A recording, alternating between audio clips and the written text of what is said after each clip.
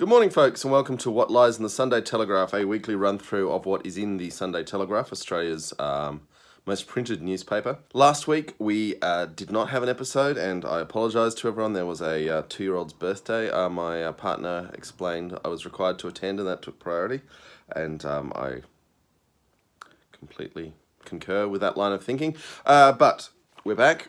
We have a Sunday Telegraph.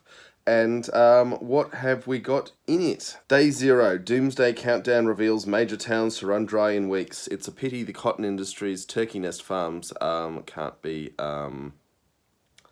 used for that purpose, but apparently not.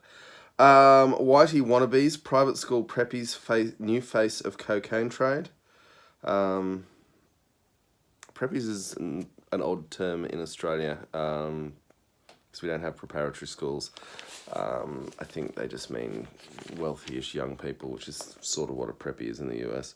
And the beaches boil over, but at least the Storm lost. In a night of NRL semi-final shocks, the spare part Seagulls sank the Sharks' grand final hopes with a 28-16 victory at Brookvale, while the Canberra Raiders stole the game from the Melbourne Storm, footy's most unpopular team. Scott Morrison's team lost and Rupert Murdoch's team lost. Don't often get a lot of good news out of NRL, but there you go. Inside, what do we got? Mixed picks. This is the editor's choice of what is the best in his newspaper. How would you spend $1 million in travel? Would you take your friends or spend it all yourself? Well, someone's got to carry the bags. They have $1 million worth of travel to give away for one lucky reader. Well, I might enter that. Not too proud for that one. Exercise is better upside down. The latest trend will change your life. Sure, there's some benefits to doing some of your exercise in a different orientation, but I'm willing to bet this is not the miracle it purports to be. Number 3 is the private school. Again, they're using this word preppies, which I know what the word means, I just don't think it's suitable in Australian usage. Don't let aging get you down. Samantha Armitage on the art of owning your life stage. Sure, Sam, if you're blonde and pretty anyway and have a TV show, I'm sure it's relatively easy. Love It or List It and other TV shows you cannot miss this week. So the shout out from one dying media to another goes on, with the TV Guide being the best thing in the paper. Why it's too hard for superstar sportsmen to come out of the closet. Right, so we've got a feature of hot young scientists who will save the next generation, as long as they don't save this one. And from sublime to sumo, a tasty guide to turning Japanese. I think they... Oh, no, it's a travel lift out. So, travelling to Japan rather than turning Japanese, perhaps. So the first page of news, on page 3, naked from the waist up with arms tastefully folded, Lisa Curry-Kenny, so she's showing off her latest face work. More worried about letting her co-stars down by forgetting the dance than she is about bearing her breasts on national television. Curry has signed up for Channel 7's Ladies' Night, the female version of The Real Full Monty. This is to encourage women to have their breasts checked to help early detection of cancer. Real news. Friends rush in to dob in a bludger. Suburban snitches have hit the phones more than 250 times a day to send friends and relatives to jail for fraudulently claiming welfare, child support and Medicare payments. I hope the snitches got something worthwhile out of this other than possibly just seeing rival members of their family taken off the scene. Sorry, just gotta open the coffee here.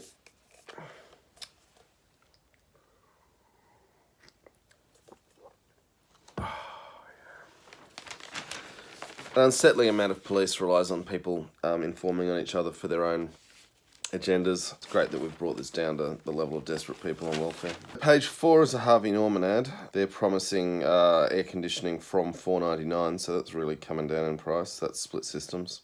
Then you've got to pay another $1,000 to install it. But if you've got a house you can get it in and you don't, I would, because this summer's not going to be fun. Anna Heinrich complaining people don't believe in her because she's blonde. Must be tough. So we've got some rugby league news in on page 5, with apparently the coach Shane Flanagan has written a letter of apology. Day 0, dates we will run out of water. Weirdly, almost all of these towns are in areas where the cotton farms owned by American agribusinesses mostly have taken all the water out of the river systems. Who would have thought? And, you know, let's just also remember we have a fossil fuel extractive industry that's driving global warming, that's creating this weather. 2 issues that the Telegraph won't see, but, you know, if we have to move water around the country on, I don't know, maybe the railway system, I don't see that as... That's not a bad thing. It would be better if we had water in the rivers, obviously. Better if we had some climate justice, better if there wasn't concessional rates for cotton farmers over people who need water to shower and drink. I get very angry on this subject, you might have noticed. A 92-year-old woman has fought off an intruder who broke into her Condobolin home. Right, crime in condo. As the Central West Police District Acting Inspector Greg Payne says, I can certainly say this type of incident is certainly unusual for Condobolin. Nice double use of certainly there.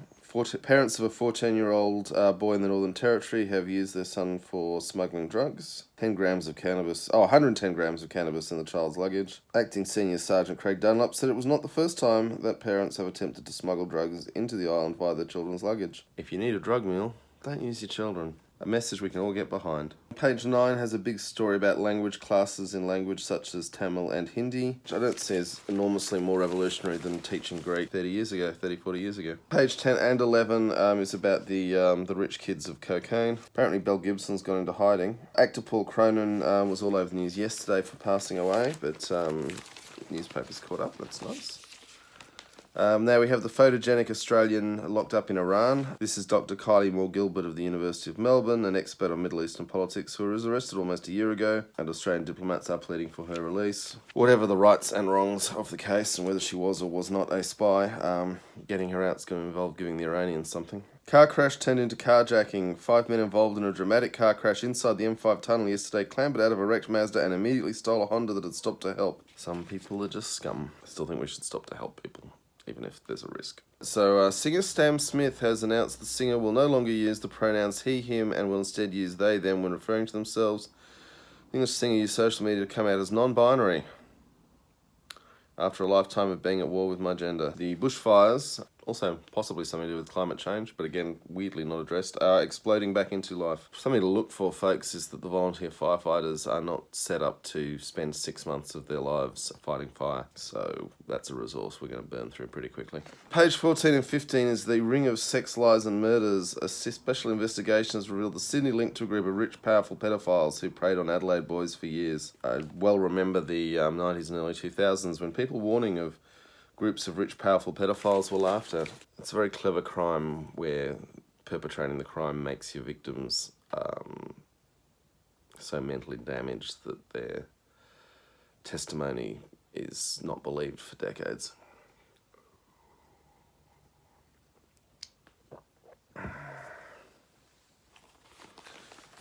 I'd like to see more investigation inside police forces as to why they were so readily complicit.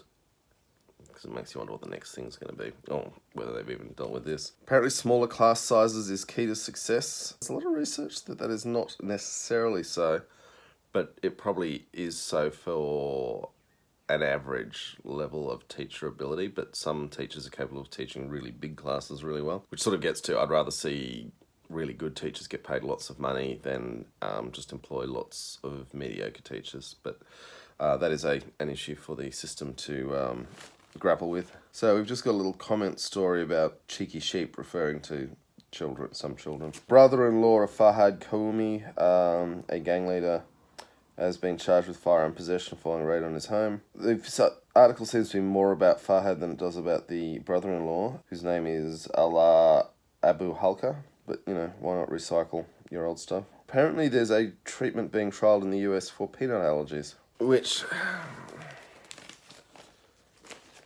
I mean, less people going into anaphylactic shock is probably a good thing, but in terms of society coming to grips with what ends up in our food supply and how we control it, peanut allergies have certainly driven a lot of important reform. Apparently news, page 19 admittedly, is that the Key restaurant in Sydney has for the first time in its 18 years served a pasta dish.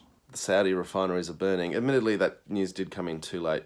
Well, not really, actually. I remember last night I was seeing it around 11:30. They might have been able to sneak it in, but they haven't. Anyway, Saudi refineries are burning, but we're talking about whether one Ponzi restaurant in Sydney has served pasta. I'm assuming someone's publicist has done a bang-up job there, called in some favours. Harvey Norman's bought another page. I swear, if Harvey Norman ever wises up to where his ad spend is going, this paper's finished. Anyway, so apparently they got 20% off carpet and $79 per square metre of black butt flooring. Got a pretty much a full page on the Daniel Easy funeral, which does appear to be tragic. So we've got a little story about Rural Aid having a farm army of volunteers offering to do farm work, which isn't the worst thing anyone can do, although breaking up in the cotton farms water storage would probably do more for everyone. 2 pages on why gay athletes don't like coming out.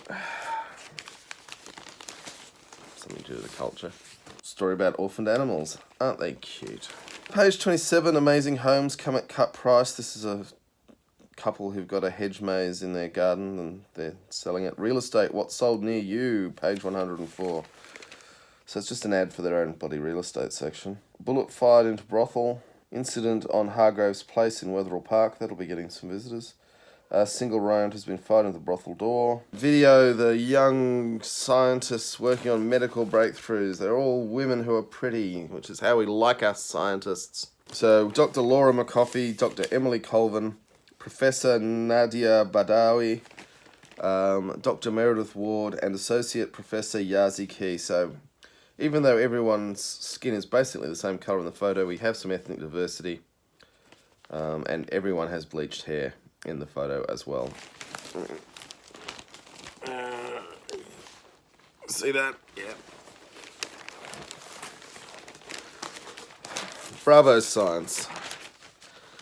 Everyone can be white and blonde and pretty, and maybe do some science. Okay, we've got some more. Dr. Ashley Poe, Dr. Emma Hamilton-Williams, Dr. Kerry MacDonald, and Dr. Misty Jenkins. I do believe Catherine Kedzierska might not have bleached her hair. Terrigal mystery, if only the dog could talk. Harvey the Doberman was found pining on the beach. His glamorous owner was found dead in the sea. Police are trying to unravel the riddle. Children and even babies won't be able to stay in the same bedroom as their parents if they book a short-term rental holiday under proposed new regulations. There will be a ban on any more than 2 people sleeping in one bedroom at holiday rentals booked through sites such as Stays and Airbnb. Pull-out trundle beds will be banned under the regulations. There's no explanation here of why they're doing this. There might be a very good reason, but it's not covered here. So they're asking people to lobby the Pharmaceutical Benefits Advisory Committee on meningococcal B vaccine. That's the one that's going to cost $500 million. There's a Heart Foundation ad with a player with a pacemaker kicking goals in the women's football. Good stuff. And Sundan Levy has another treatment that someone's trying to push. This is a microbubble treatment to stop heart attacks. And we are on to The Source, the political gossip with Annika Smethurst, Linda Silmalis, and Miranda Wood. So Fiona Patton, the leader of the Reason Party and former lobbyist for what styles itself the sex industry, but mostly the sex store industry, is auctioning some of her stuff, and that's political gossip. Celebrity spotters hoping for a glimpse of Hollywood star Sam Neill at this week's Midwinter Ball in Canberra. Well done on the press gallery for organising the Midwinter Ball in spring. Will be disappointed with The Source learning that the actor won't be sitting alongside partner and ABC reporter Laura Tingle.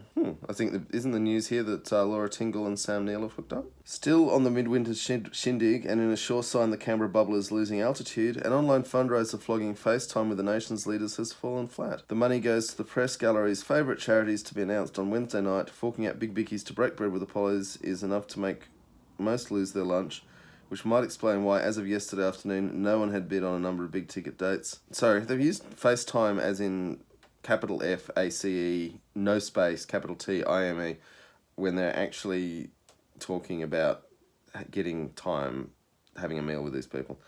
So anyway, 3-course dinner and fine wine with Anthony Albanese and Richard Miles. And no one wants to have a hit of tennis with Josh Frydenberg. No one wants to go on a hot air balloon ride with Defence Minister Linda Reynolds. I certainly do not. The only auction item that's generated serious interest is 2 business class return tickets to London or New York without any politicians. Apparently there's an exotic travel boom for grey nomads. Fantastic. Doctors call for e-cig ban. Australian health authorities have called for a crackdown on vaping as evidence mounts that the habit can lead to serious health problems and even death. Yep. Oh, it's a cigarette, I can smoke it anywhere. So The Snitch, the Law and Order column, is back focusing on the Ibrahim family. And apparently Ryan Wattsford's eyebrows have grown back, which have been removed as punishment for stealing money. 2 pages on Australian Reading Hour with famous people showing they know how to open books. And I can report the books are all the right way up, so they at least know which way the letters go. That's good. Particularly if they're asking these people what their latest new book is, and it's a whole bunch of pretentious stuff that I guarantee you half of them have not opened. My new book is Inside the Greens by Paddy Manning. I have opened it, and I've read 2 pages, and I've had it for 2 weeks. And I'm guessing I've read more of it than these people have read their books. Obviously not all of them. Someone's been reading. Right, Rugby World Cup is coming up. We've got some sort of lift out going on for that. Then we're into the sport. I do feel for the sports journalists in finals times because they've got less and less to write about. So I've got another wraparound of the rugby. It's quite weird. You got a wraparound, and then you got a regular sport, and then you got another page of wraparound, and then racing, because it's kind of funny that the newspaper has every page it prints costs a lot of money. It should not be underestimated, the opportunity cost of a printed page when distributed on this scale, and yet they keep publishing page after page of Geelong races, Hong Kong twilight races even, Parks harness racing. And I can only assume, because there's nothing in this that you can't get through a betting app on your phone, which also lets you bet without having to walk into a TAB, which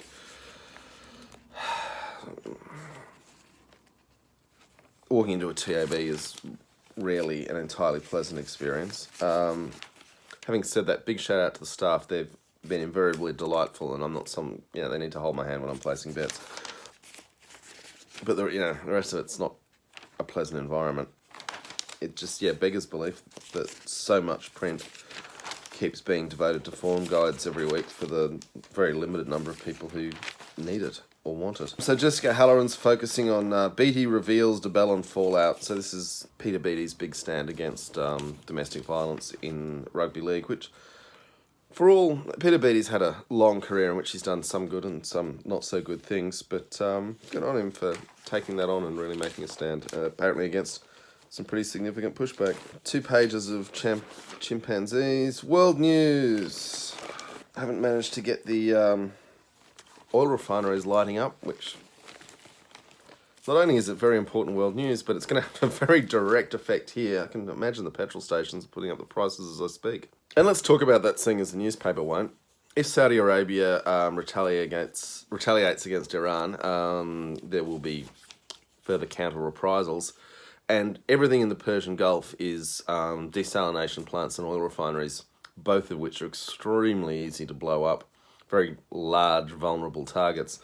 And not only are we going to have some major oil shortages pretty quick if that keeps up, but a lot of people are going to, the dry we're looking at facing in towns like Dubbo is nothing compared to the Persian Gulf with its desalination plants knocked out. Right, world revolving door of stuff could bring big changes. I think Trump's just going to do Trump, but seeing John Bolton kicked out of the White House is never an entirely bad day. And look, for all that I think Trump is appalling, as do I suspect most people who watch this video, you got to give him credit. He does not like killing people. Obama, I wouldn't say Obama liked killing people, but he was really willing to kill a lot of people with drone strikes and other military attacks, and Trump just keeps calling him back, and it's worth bearing in mind. I'm not saying I want to see him elected in 2020, but I don't get a vote, so. Still on world, we have otters and apes, and in fact the Comedy Wildlife Photo Awards has given us some pages. As I've always noted, just run a photo award and let the Telegraph have some of the pictures, and you will get yourself some good coverage. I just tack a photo award onto the rest of something you're doing. I would highly recommend it. Oh God. Hong Kong begs US to aid fight for city. The literally worst thing that could happen to Hong Kong would be for the US to get more involved. I'm not saying the US is entirely behind it, but it's definitely been egging them on, and it's not the people in the US who are doing the egging on who are going to have to spend years in prison if things go badly or die. David Cameron says they need a new vote on a second Brexit referendum. David Cameron should have stayed on as Prime Minister, sort out the mess he'd created. If you wanted to have views on that, I would have thought. Barefoot investors telling anecdotes about looking after his kids. And so we come to Peter Credlin. She says Labour is slow to learn its lessons, which is to be the way Peter Credlin wants them to be. Peter, she always starts with an anecdote. My best political lessons were never the wins, and being no stranger to defeat, I think I can understand what's going on inside Labour right now. The true believers will insist there was nothing wrong with their policy platform, it was just badly sold. Oh, and then she goes into how great she was at reforming the Liberal policy platform. So Peter gives a thumbs up to regional communities demanding reform to the Murray-Darling Basin water rights. Fight back against the bankers who now control the water, not voters or landowners. No mention of the cotton farms. Thumbs down to Greens on councils and laws that limit burning off. For shame. For thousands of years, Australians have used fire to reduce fuel load. Waiting till people lose homes is madness. While I feel sure there's more complexity to the issue than Peter is presenting, I do certainly agree that burning off is a legitimate fire control measure, and I don't mind a little bit of smoke if that's what they're doing. Fear of Lou is not the issue. It's not racist to ask questions about Gladys Lou. What I would love is if we ask more questions about the members of Parliament, both Labor or Liberal, who were shown in WikiLeaks to be protected sources of the CIA. But that's fine. You can sell us out to the Americans or even the British as much as you like, but somehow the Chinese are different. Give me a break. Don't get me wrong. I'm saying crack down on all of them. And Peter Gleeson wants another Olympics. Most colossal waste of money possible that could be spent doing something useful. Opinion, Ours and Yours, has Mark Boris, the man who ran illegal political campaign in the last election. I had one of his robocalls. I know what he was up to. Let off with a warning, though, because he's wealthy and he's white. To be moderately fair, the Electoral Commission generally favours warning people over taking any tougher action, and I wonder if we've reached the end of that being a viable strategy. So Lucy Khan is having a go at the travel bloggers arrested in Iran for not doing their research. It's very helpful after someone's been arrested to offer them that advice. So Piers Ackerman is railing against politicians telling big porkies make pigs of themselves on our taxes. Piers would know quite a lot about making a pig of oneself. Then we're doing a George Orwell Animal Farm quote. And we're sort of doing a pox on both your houses because making people lose faith in the democratic process is as much part of their agenda as supporting any given side. Sort of a win-win for oligarchs. Well, Claire Harvey's written an article saying how Greta Thunberg's just a nice girl, which is good. I still find it quite weird. People keep attacking Greta Thunberg's appearance. She just looks like a 16-year-old female. What, you want her wearing makeup and tight clothes, and I mean, what, she has to sexualise herself to somehow be normal? What's wrong with you people? City Telegraph editorial has nothing interesting to say. Literally, they explain why they ended up doing all women researchers. It just turned out that way. Still dry. It hasn't rained outside of Sydney. Well, rained much or enough, all the right sort of rain. And a bit on Paul Cronin. That's all they've got to say. Hot auctions, because actually, I mean, the Sydney Morning Herald was saying some revolting stuff about property this week that was worse than anything the Telegraph's done. Like, literally, you're a second-class citizen if your property portfolio isn't sufficiently abundant, which means not just owning one house. Now you got to own 4 or 5 to count as a person. My God, this is a dirty paper. I had clean hands when I started this, I promise you.